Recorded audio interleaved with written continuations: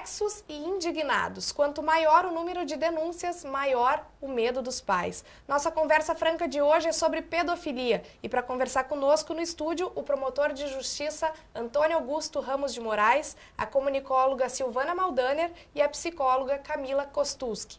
Bem-vindos ao Conversa Franca do programa Olhar. Obrigado. Prazer tê-los aqui conosco. A primeira pergunta que eu tenho para fazer para vocês: há uma dificuldade muito grande em identificar um pedófilo.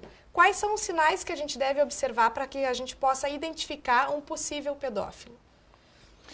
Essa é uma das grandes dificuldades que nós temos, né? Porque o pedófilo, eu chamo do pedófilo clássico, né?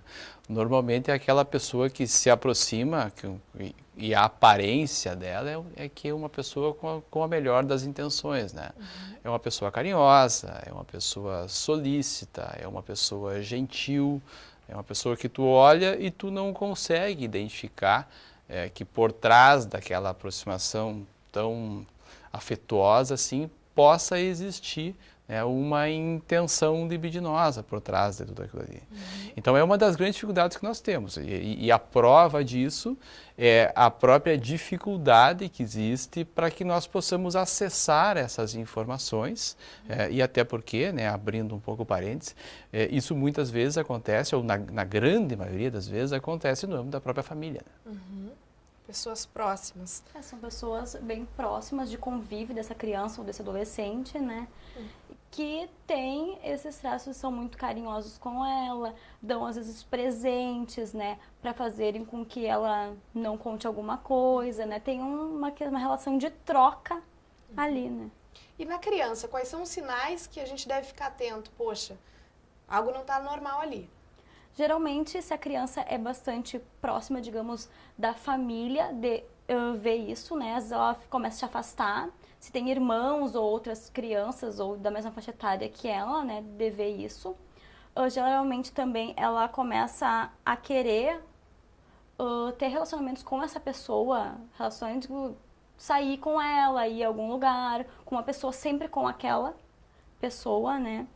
Na questão da escola, também, às vezes não querer ir para aula, se é alguma pessoa de algum outro local, né, não quer ir para aula, não quer participar de atividades quando antes eram do cotidiano dela.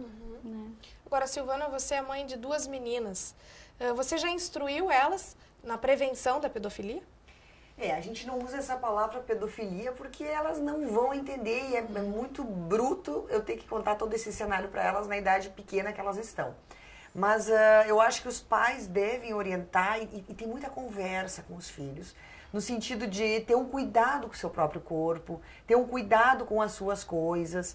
E para falar bem a verdade, eu acho que uma criança que é bem amada, que é bem segura, que tem no seio familiar aquela proteção, ela vai ter para onde recorrer. O que eu vejo muitas vezes é que os pais estão ausentes demais.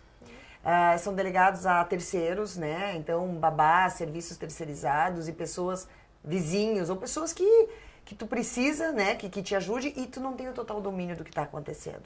E aí esse pai, muitas vezes, ele está ausente, ele não consegue acompanhar. Então, quando a criança tem algum medo, ele não vai recorrer para a mãe, porque a mãe nunca está presente, né? Então, vai criando vínculos com a babá, com o vizinho, com o tio da padaria, com as pessoas que estão presentes na sua vida. E aí, nós comentando, um assunto que eu acho muito importante também, é que a pedofilia muitas vezes começa com crianças muito pequenas, né? E como orientar crianças muito pequenas. Isso também é muito complicado, porque a partir de uma idade de 6 anos, 7 anos, começa a entender. Menos que isso, é impraticável, né? Nós já vimos na mídia casos horrendos de bebês, inclusive, né? Agora, a Polícia Civil lançou uma cartilha de prevenção. Você sabe falar um pouquinho sobre isso? Deixa eu só fazer um parênteses aqui. Essa questão que a Silvana coloca é de suma importância. Por quê? Porque muitas vezes o que acontece? A criança, por não ter esse vínculo muito bem constituído ou construído, ela não se sente segura para fazer a revelação. E é essa a grande dificuldade que nós temos. Aquela referência que eu fiz da dificuldade de acesso é porque na grande maioria das vezes as crianças não revelam. né? E não revelam exatamente por conta daquela outra situação que nós falamos antes, ou seja, o agressor, ele, vamos chamar de agressor, né? Ele é alguém que está muito próximo. Então, se a criança tiver esta segurança, tiver essa proximidade, esse amor, esse afeto, ela vai se sentir segura em revelar o pai ou a mãe, porque sabe que ele vai dar credibilidade para aquilo que ela está falando. Então, isso é um fator muito importante para ser trabalhado, né, essa formação do vínculo, que naturalmente, né, Silvana, não serve só para isso, né, serve para tantas outras coisas. Na verdade, é uma relação aberta, conversando com os filhos desde pequeno, dando a eles a possibilidade de contar e de se revelar, né? Exatamente. Eu acho bem importante do que a gente está levantando a questão do diálogo, porque não temos outra forma se não for pela via do diálogo, né? E da tua fala, que eu achei bem importante que tu trouxe, a questão da confiança. Pelo fato de que a gente está falando muito assim, os pais, mas não se remete só aos pais, e sim do cuidador da criança, né? Que nem sempre é o pai e a mãe, né? Pode ser a avó, pode ser o tio, ou até mesmo uma babá, que é mais presente do que muitos pais na relação, né? E eu acho que tu falou também a questão de crianças muito novas, né? Muito pequenas. A criança, ela sempre acha uma forma, mesmo que muito minuciosa, de demonstrar isso. Uma coisa que é importante é o brincar da criança. Eu, enquanto psicóloga, eu trabalho muito no consultório com a questão do brincar para revelar algumas coisas, né? Que a criança vive no seu cotidiano, né? Então, eu acho que se os pais mais presentes, eles podem, através do brincar com a criança, perceber isso mais facilmente do que aquele pai ou aquela mãe ou responsável que já não tem essa atividade tão presente na vida da criança.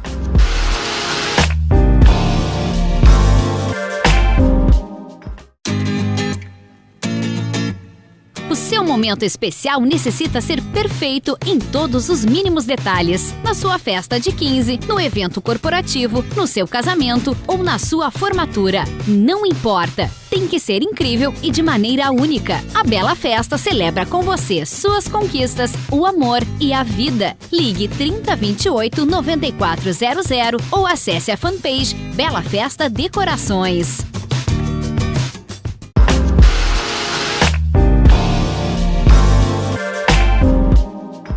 Agora, outro assunto importante também que com a aderência às redes sociais, o crime aumenta também pela internet. Hoje, o maior número de casos de pedofilia é via digital? Não diria que é o maior, mas é um número muito grande. E a questão da pedofilia no ambiente digital ela é muito complexa de ser tratada. Por quê? Porque o que nós observamos hoje? Tem muitos jovens, né, meninos, meninas, enfim, que têm uma hiperexposição na mídia. E essa hiperexposição traz, muitas vezes, né, alguns conteúdos mais sexualizados. E isso faz com que muitas pessoas utilizem indevidamente desses conteúdos, não apenas no que se refere a gravar, assistir, enfim, mas também até mesmo para se aproximar daquelas meninas ou meninos que estão expostos, né? Então, isso é algo que nos preocupa bastante. Está existindo muito entre alguns jovens, né, esta falta de cuidados em relação àquilo que vai ser exposto nas redes sociais. Muitas vezes eles não têm a dimensão da extensão que pode ter. E algo que nos preocupa muito é o seguinte: depois que vai para a rede social não volta mais. E aí nós temos diversas situações aqui, em outros lugares, né, com a atuação do Ministério Público como um todo, publica, aí se faz uma intervenção no sentido da retirada da imagem, aí movimenta um processo criminal, às vezes movimenta um processo civil de natureza indenizatória, retira a imagem. E aí lá pelas cansadas, passa 2, 3 meses, passa 1 ano, passa 2, quanto menos espera aquela imagem aparece de novo. Tá? Ou seja, aquela menina ou o menino sofre novamente um processo de vitimização. Então essa questão da internet hoje, evidentemente que a outra continua nos preocupando, porque é a pedofilia clássica. Mas essa nova modalidade, ela tem um número tão expressivo quanto a anterior.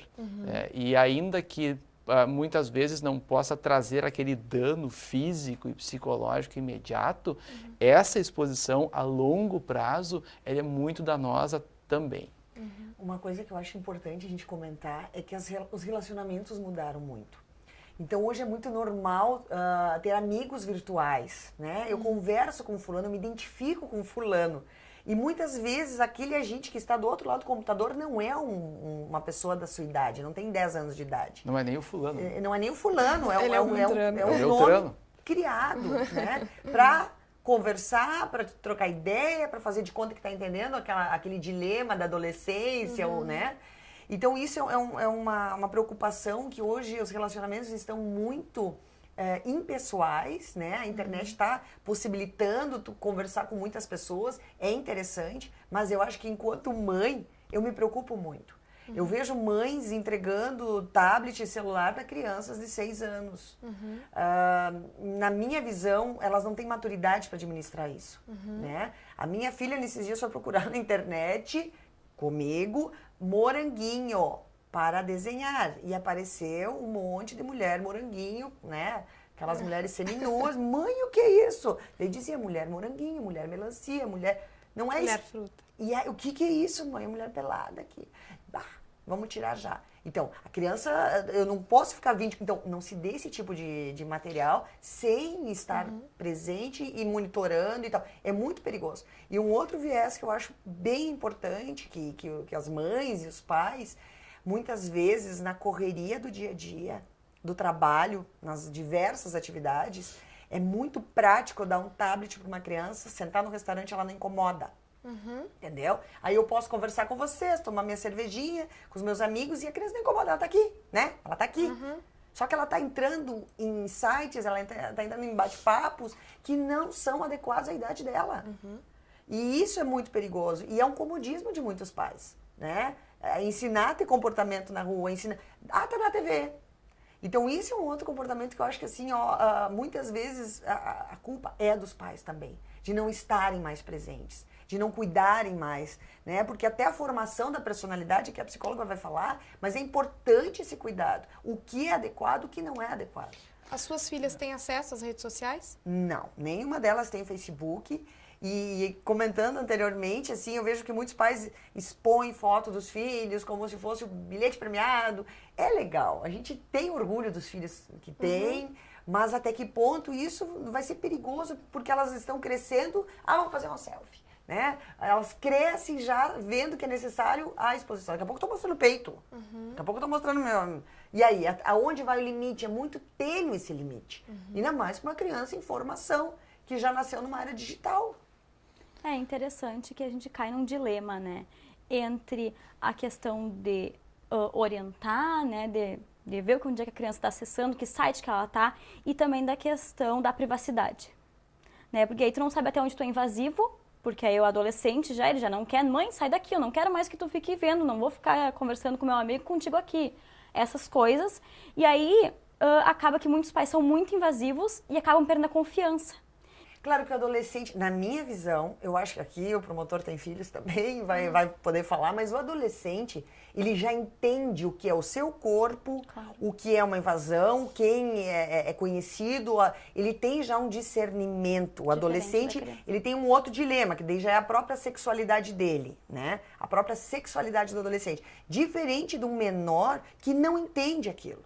Porque se muitas vezes uma criança de 4, 5 anos está sendo molestada por um tio de verdade, né? É um carinho, um carinho mais íntimo. É um carinho que daqui a pouco o pai e a mãe tá ali. Enfim, na verdade, como eles vão saber diferenciar como vai saber que aquilo está sendo um molestamento e não um carinho? Daqui a pouco cresceu sendo molestado e aí como é que vai distinguir? Entendeu? Porque é um familiar, é um ente querido. Diferente, então, de um adolescente que tem 14 anos, 15 anos, que já entende muito bem. Então, aí é uma exposição diferente. A própria, aí eu vejo que seria uma outra discussão sobre a sexualização hoje dos adolescentes, que é um outro tema midiático que, né, que tá precoce. Mas a questão da pedofilia, eu vejo assim, que o cuidado começa ali nas crianças pequenininhas, o pai e a mãe tá junto para realmente elas terem abertura para falar, saber que não pode fazer isso. Né? Saber que eu não posso deixar tocar minhas partes íntimas, eu não vou mostrar minhas partes íntimas para professora. Daqui a pouco a gente vê casos, né, na mídia de professores, instrutores de natação, pessoas que são da tua extrema. É meu mestre. Pais, né? É o meu mestre. Essa questão, nós acabamos voltando, né, nesse bate-papo agora, aqui, esse último, para a questão da identificação do pedófilo, dos cuidados que precisa ter, principalmente quando se trata de crianças, né, para evitar esse tipo de aproximação e, naturalmente, depois para que se tenha como acessar. E tem algumas situações, nós acompanhamos inúmeras, muitas vezes as crianças crescem sofrendo abuso e não sabem que estão sofrendo abuso, né, por conta da própria logística perversa da pedofilia e do comportamento do pedófilo agressor, vamos chamar assim. E aí daqui a pouco a situação estoura, vem à tona, e aí tu vai puxar isso de muito tempo e ela se dá por conta que há muito tempo ela vem sofrendo abuso. Mas eu quero voltar a bater na tecla da questão dos adolescentes, né? Porque é algo que tem nos preocupado bastante. Eu não vejo como sendo um viés diferente. Muda um pouquinho a tônica, mas nós continuamos tratando também com pedofilia quando envolve esse tipo de exposição que é utilizada indevidamente o conteúdo por outras pessoas. Nós também temos essa mesma denominação, só que naturalmente com consequências e uma logística, uma dinâmica um pouco diferenciada. E eu queria tocar numa situação particular aqui, só para não deixar passar a oportunidade, que é muito importante. Muitas meninas ou meninos, enfim, quando têm o primeiro relacionamento, o primeiro namorado, enfim, começam a ter uma aproximação maior de cunho sexual, enfim, e às vezes fotografam alguns momentos mais íntimos. E na confiança permitem que essa fotografia digital fique armazenada no celular, vamos chamar assim. Fatalmente vai vazar. Fatalmente vai ir para a internet, e aí não é uma situação que não tem controle. Então, para aqueles pais, né, que também têm filhos com idade mais avançada, adolescentes, esta orientação, esta conversa, ela precisa existir e ela precisa ser franca. Né? Porque o que eu tenho visto? Isso é uma agressão que se repete. Aí quando a menina menos espera, o menino está exposto de novo na rede.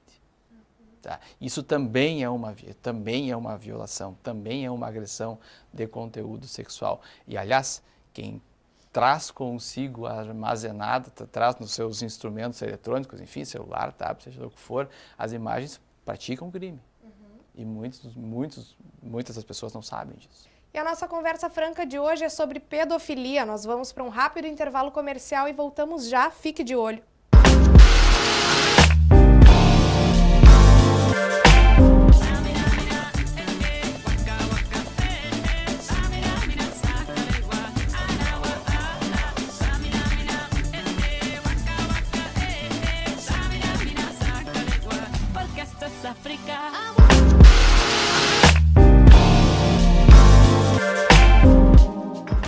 No nosso debate de hoje estamos falando sobre pedofilia.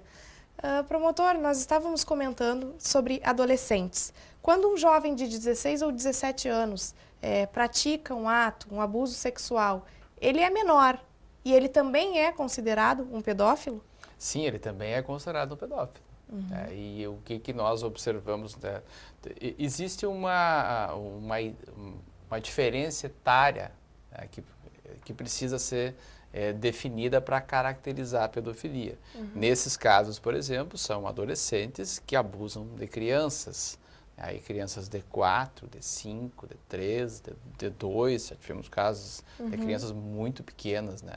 Então é possível que também o adolescente, né, que está abarcado, né, pela doutrina da proteção integral, também possa ser caracterizado como um agressor sexual. Agora, Silvana, você já percebeu nas suas filhas algum sinal de que você te deixasse alerta, te deixasse em dúvida, fosse parar e pensar, de repente trocar uma ideia com o marido, não gostei disso? O que a gente faz? A gente conversa muito em casa, a gente procura saber como foi a rotina do dia, como foi na escola, né, nos momentos que elas não estão conosco. Então, uma das coisas que eu acho que é importante para os pais, né, é realmente terem um tempo para conversar. Né? Tu foi no banheiro hoje, deu tempo de fazer xixi, né? Enfim, essas atividades que parecem tão simples pra gente, que é adulto, Para elas é importante ter aquela deixa para dizer, uma tia me ajudou a ir no banheiro. Hoje fulana lá foi lá e mostrou a calcinha para mim, mãe. Então a gente tem que ter um certo cuidado até que ponto, quem está ali mostrando a calcinha, quem estava junto no banheiro. Porque a criança está numa escola, a escola é grande, ela tem crianças de 5, 10 anos que estão frequentando o mesmo banheiro, né? Ou professores que orientam em alguma atividade física. Então, até que ponto está na normalidade ou que está fora do normal, a criança não vai saber. Cabe a gente estar realmente acompanhando. Não tem segredo, eu não posso fazer um terrorismo, ver o proibido, ver o perigo o tempo inteiro, porque senão eu vou criar crianças neuróticas, né? Totalmente ali preocupadas com aquilo. Eu acho que elas têm que saber gerir as suas necessidades fisiológicas sozinhas, saber o que é o seu corpo, o que é o do outro, até que ponto alguém pode me tocar, quem pode me tocar. E esse é um cuidado que é cotidiano, repetitivo, até a formação da personalidade, que ela realmente vai entender. Este é o meu corpo, e por mais que a fulaninha é legal, eu não vou ficar mostrando o meu corpo para ela no banheiro, né? Porque a criança, ela tem a pureza, ela não vê maldade nas coisas. Né? E existem as brincadeiras, e existe o início dos hormônios, vão começar a vir. Essa fase hormonal, ela existe, e a gente precisa acompanhar. Muitas vezes a minha filha diz, mãe, eu gosto do fulano. E aí o que eu vou dizer? Ela tem 7 anos. Digo, tu sabe que eu também gosto. Eu gosto do fulano. Pai, tu também não gosta do fulano? E todo mundo gosta do fulano. Acabou o romance. Porque toda a família gosta do coleguinha. Então, de que maneira tu vai lidar com isso? Tu tá namorando, tu não pode namorar? Eu tô criando um mito. E ela vai querer namorar. Né? Proibido fulano melhor. Já tem fulano que gosta de fulano. Ela não sabe identificar que aquilo é uma identificação. Eu me identifico contigo, eu gosto de brincar contigo. Mas tu é menino, eu sou menina. Não quero dizer que isso vai gerar, né? Então, eu acho que o pai tem que estar muito tranquilo com essa questão das afinidades, das amizades e conversar sobre isso. Não criar um estereótipo, não criar um tabu, não criar também aquela coisa. Porque daí vai ser uma criança traumatizada também. Eu acho que isso é uma coisa importante, né? A gente Quanto aspecto de prevenção, né, digamos que quando chega até o promotor ou até a mim enquanto psicóloga, já aconteceu o ato, né? Então, digamos que as escolas também procurar trazer profissionais para esclarecimento dos próprios pais. Porque não adianta dizer que tem que falar sobre pedofilia se o pai não sabe como abordar o filho. Não sabe como que ele vai conversar, dependendo da idade, né? Como que ele vai chegar até essa criança. E dependendo se não for pai, se não for mãe, se foi um tio ou quem sabe outra pessoa, também tem essa dificuldade, né? Que não é tão próximo. E às né? vezes esse sinal vai aparecer na escola, né? E não dentro de casa. Sim, ou até mesmo em creches ou em outras práticas que a criança desenvolva durante o dia. Agora, para você que é psicóloga, Camila, é fundamental um acompanhamento psicológico até na hora de elaborar um laudo, né? Para fazer o laudo é importante todo esse acompanhamento, um bom acompanhamento profissional, que isso vai fazer a diferença na hora da conclusão, né? Sim, até porque a gente não pode levantar em momento algum, né, dados que não sejam verdadeiros, né, dessa criança e até mesmo da pessoa intitulada pedófilo. É importante essa questão que tu tocou, e aí nós entramos já num debate mais jurídico, vamos chamar assim, que não tem sido a nossa pauta aqui, mas mais rapidamente, para não deixar passar em branco, historicamente, grande parte da prova que nós trabalhamos é a prova testemunhal. No caso da pedofilia, da agressão sexual, enfim, dependendo da extensão do ato, ele deixa marcas, ele deixa vestígios materiais no corpo, vamos chamar assim.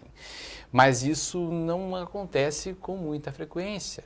Muitas vezes a pedofilia ela não se caracteriza por uma relação sexual completa, vamos chamar assim.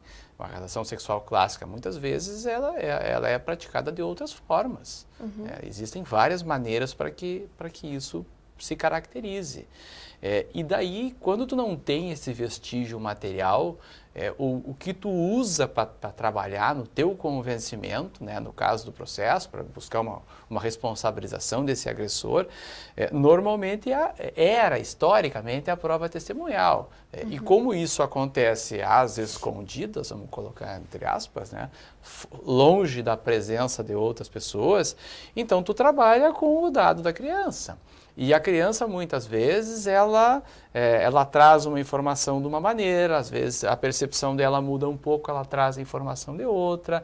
Às vezes, quando envolve o padrasto, envolve o pai, envolve o tio, quando isso revelou, essa pessoa foi presa, às vezes ela se sente culpada pela desestruturação da família, e isso muitas vezes vai gerando uma mudança no próprio relato dela. E aí vem a importância fundamental das avaliações psicológicas, né? Porque com os instrumentos, as estratégias, enfim, que a psicologia utiliza, nos traz elementos importantíssimos para trabalhar com essa questão da revelação. Hoje aqui em Santa Maria, quem precisar denunciar, deve proceder como? O Disque 100 é a melhor opção? O Disque 100 é um telefonema que tu dá para Brasília. Aí o que acontece? Brasília recebe, faz uma síntese, uma ementa, remete para os estados e os estados, por sua vez, remetem para as promotorias. O Estado, evidentemente, dentro da estrutura do Estado, né? Chegando na promotoria, na Polícia Civil, enfim, quando chega na promotoria, então nós instauramos um expediente e encaminhamos para a Polícia Civil, que é o órgão que faz a investigação, e também para o Conselho Tutelar, que é aquele órgão que está incumbido da proteção à criança. E mantemos um acompanhamento, o expediente permanece ativo dentro da promotoria, para que a gente possa fazer esse acompanhamento e verificar o que aconteceu na sequência. Infelizmente o nosso tempo é escasso e o nosso tema extenso, né? Então eu agradeço a vocês pela participação e pelas informações que vocês passaram para o público hoje. Muito obrigada mais uma vez por estarem aqui conosco. E você, pai responsável por uma criança, preste atenção, converse com seus filhos, saiba mais, se informe. Ou você que está presenciando alguma situação como essa, denuncie, não deixe para depois. A gente vai para um rápido intervalo comercial e volta com mais novidades sobre o mundo da criança. Fique de olho.